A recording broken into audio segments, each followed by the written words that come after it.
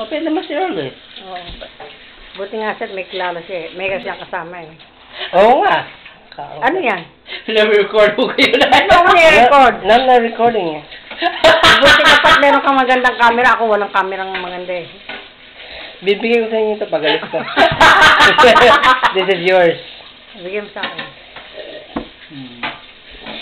So, ano pang bakasyon niyo? Ito ka talaga, no? Anong chika minute doon? Chika minute! So, yung boyfriend ni Marie? Wala, hindi na niya boyfriend yun.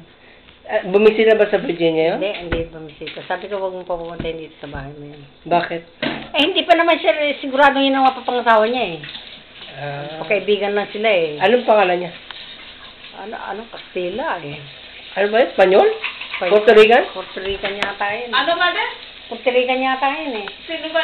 Si Marcos? Si Cortez.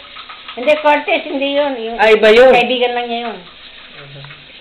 Hinahanap nga niya ng kadate sa Hawaii eh, si Cortez. Sabi niya, I need someone to, kaya kagabi inayos niya doon sa kaibigan niya.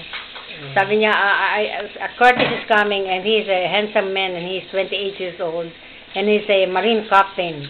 Naku, nagmamadali naman yung babae. Okay. Marine captain si Cortez? Si Cortez, yeah. Oh. Sabi niya, ano daw, sabi niya, okay, I'll show him around. So, binigyan niya telepono kay Cortez.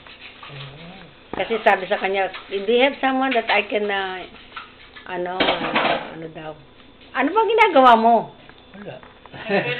YouTube na ko yan ay Huwag mo ako YouTube. Nagigay ko to kay YouTube. Nasa Facebook si Marie. Nag-usapan niya.